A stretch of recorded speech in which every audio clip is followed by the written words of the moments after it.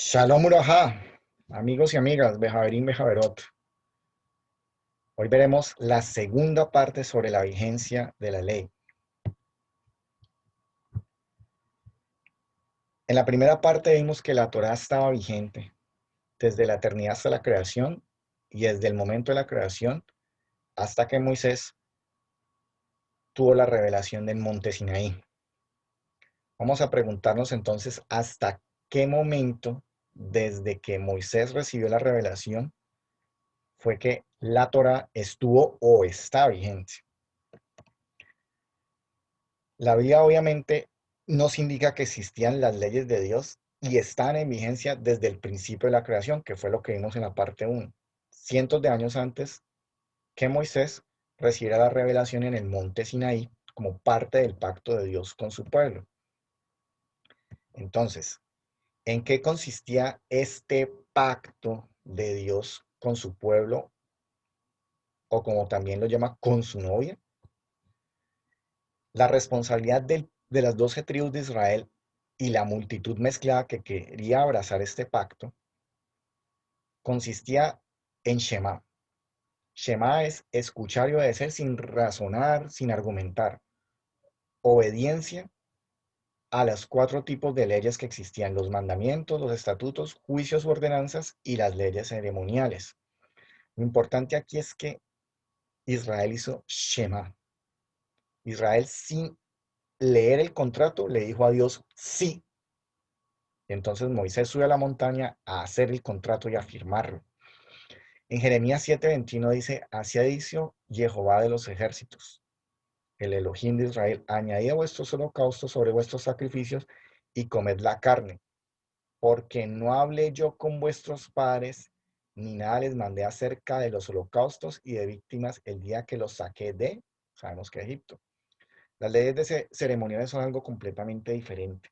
La Biblia revela que las leyes relacionadas con los sacrificios y las ofrendas no formaban parte de esta Torah desde la creación, sino que fue establecida para la remisión de pecados para el pueblo de Israel.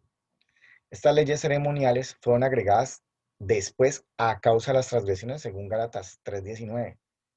Pablo nos estaba refiriendo aquí a los 10 mandamientos, los cuales están vigentes desde la creación y siguen vigentes.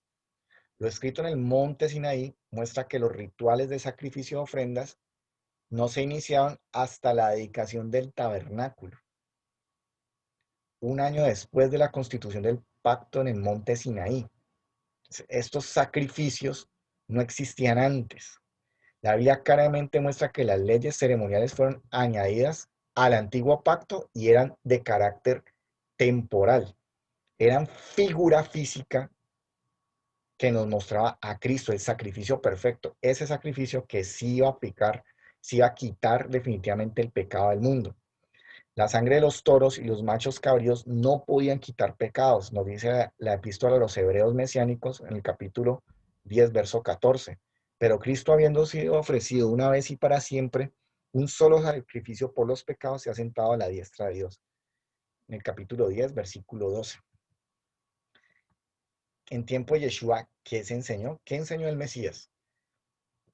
A los creyentes, algo muy curioso ha pasado. Se les ha enseñado que la fe es un asunto de solo amor, de maripositas en el estómago, de sentimientos y sensaciones, no de reglas y regulaciones. Y a los que piensan distinto se les llama legalistas. Eso es como decir que yo soy legalista porque quiero que mi hijo me obedezca en mi casa, porque mi casa, mis reglas, el pacto de Dios, sus reglas.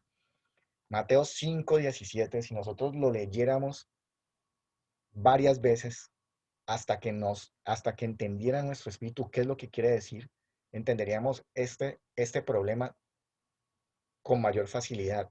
Dice el Mesías: no piensen por ningún motivo, ni por carta, ni por ángeles, que yo he venido para abolir o abrogar la Torá o los profetas. No he venido a abrogar, he venido a cumplir. Las escrituras muestran que el Mesías vino a magnificar la ley y engrandecerla, según Isaías 42:21. Mateo 5:21 nos sigue diciendo que el Mesías enseñó que no solo debíamos obedecer la letra de la Torá, sino también el espíritu o la intención con que la ley fue escrita. Mateo 19:16 nos dice que entonces vino uno y le dijo, maestro bueno. Entonces el Mesías le responde, le pregunta, a esta persona, ¿qué haré para tener la vida eterna? Él le dijo, ¿por qué me llamas bueno? Ninguno hay bueno, solo uno, Elohim, Dios. Es decir, que esa persona estaba reconociendo que el Mesías era Dios, la imagen visible del Dios invisible. Mas si quieres entrar en la vida, guarda los mandamientos. Muchachos, hermanos, ¿de qué mandamientos estaba hablando?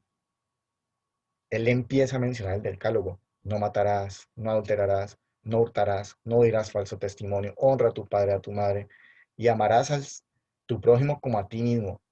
Obviamente él estaba resaltando los mandamientos en los cuales esta persona tenía más dificultad, pero el Mesías estaba refiriendo a los 10 más importantes, de los cuales dependen toda la ley.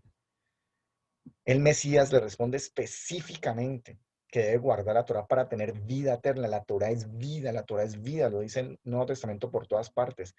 En contexto, la obediencia a estos diez mandamientos es lo que nos trae vida. ¿Okay? Ese era el contexto en el cual el Mesías estaba hablando. Juan 14:15 dice, si me aman, guardan mis mandamientos. ¿Cuáles son los mandamientos del Mesías? Recordemos que el Mesías es el Antiguo Testamento encarnado. No podría ser el nuevo porque el nuevo no existía. Es el Antiguo Testamento encarnado. El Mesías les dijo que ellos debían guardar sus mandamientos y dio ejemplo de cómo guardar el sábado, cómo guardar los Moed o las fiestas del Señor de Levíticos 23. Los guardó, los enseñó y le dijo a sus discípulos que hicieran lo mismo. Ustedes lo pueden revisar en Lucas 4:16 y en Juan 7 del 8 al 19. En Mateo 23:23 el Mesías exclama, ay de ustedes, escribas y fariseos hipócritas. ¿Por qué él lo hacía con los fariseos y no con los saduceos? Porque la escuela rabínica del Mesías, porque él no fue un carpintero, sino fue un rabino, era la escuela de los fariseos, que creían en espíritu y en ángeles, que los saduceos no creían en ellos. Entonces él les dice hipócritas porque dicen que diezman la menta en el eneldo y el comino, o sea, llevan el diezmo, pero dejan lo más importante de la Torá, la justicia, la misericordia y la fe, la intención. Esto era necesario hacer. ¿Qué es necesario hacer? Diezmar, sin dejar de hacer aquello. O sea, la justicia, la misericordia y la fe. El Mesías enseñó que debemos pagar el diezmo, no enseñó que no. Precisamente aquí lo está afirmando. Ataca entonces el Mesías la ley, la Torá. Yeshua no ataca la Torá. Mateo 7:7 dice, pues en vano me honran enseñando, y ojo aquí, a la expresión que él usa, doctrinas y mandamientos de hombres. En hebreo, maasim y takanot. Maasim, doctrinas, takanot, mandamientos de hombres. No creo que haya una persona que seriamente estudie la escritura y diga que los mandamientos de Génesis, Éxodo, Número, Levítico, Deuteronomio son mandamientos de hombres.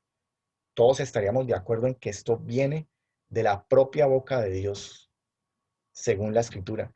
Mateo 15:7 dice, hipócritas, bien profetizó de vosotros Isaías cuando dijo, este pueblo de labios me honra, mas su corazón está lejos de mí. Pues en vano me honran, y nuevamente el Mesías repite, enseñando Maasim y Takanot, doctrinas y mandamientos de hombre.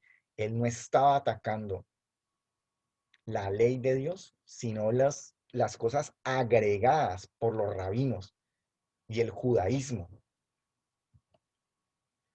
De aquí entonces podemos entender que la Torá estuvo vigente desde el nacimiento del Mesías hasta la muerte del Mesías. En la siguiente parte vamos a ver si después de la crucifixión, el llamado tiempo de los gentiles hasta el día del Señor, la Torá está vigente. ¿Qué nos dice la escritura? Shalom Uraja, Lejitraot, nos vemos en la parte 3.